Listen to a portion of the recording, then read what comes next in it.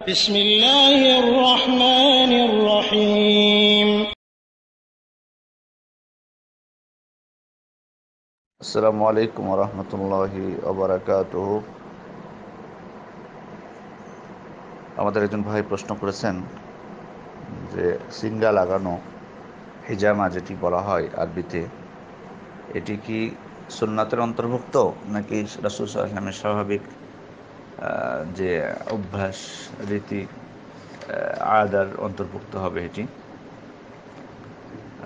ওলামায়ে কেরামের বক্তব্য, যেটি অগ্রাধিকারযোগ্য মত, সেটি হলো যে এটি সুন্নাত, এটি সুন্নাতের অন্তর্ভুক্ত। আর আপনি আরেকটি যেটি বলেছেন, কারণ এই ব্যাপারে, এই হিজামার ব্যাপারে অনেকগুলো সহিহ সূত্রে রাসূল সাল্লাল্লাহু আলাইহি ওয়াসাল্লাম থেকে হাদিস বর্ণিত হয়েছে। আর আপনি আরেকটি যেটি প্রশ্ন করেছেন যে চন্দ্র মাসের কোন দিনে সিঙ্গা লাগানো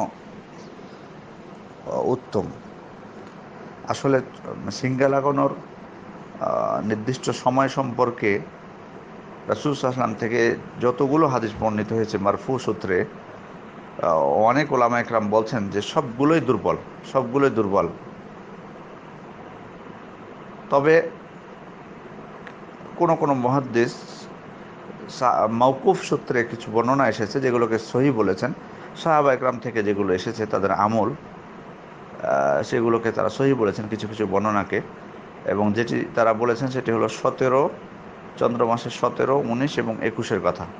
চন্দ্র মাসের 17, 19 এবং 21 তারিখের কথা তারা বলেছেন। আর আরেকটি, অনেক সালাফে সালেহিনদের আমল পাওয়া যায়, তারা শনিবার এবং বুধবার, শনিবার এবং বুধবার তারা সিঙ্গা লাগানোকে অপছন্দ করতেন, সিঙ্গা লাগানোকে অপছন্দ করতেন। তবে মানে এখানে অনেক কথাই রয়েছে, ওলামা কেরামের অনেক বক্তব্য রয়েছে, অনেক গবেষণা রয়েছে। তবে মূল কথা যেটুকু বলবো, শুধুমাত্র এটুকুই বলি যে আসলে মানে এর নির্দিষ্ট কোনো সময় নির্ধারণ না করাটাই ভালো সব থেকে, যেহেতু বর্ণনাগুলো খুব একটা শক্তিশালী সূত্রের প্রমাণিত নয়। এগুলো নিয়ে ওলামায়ে কেরামের অনেক বক্তব্য রয়েছে।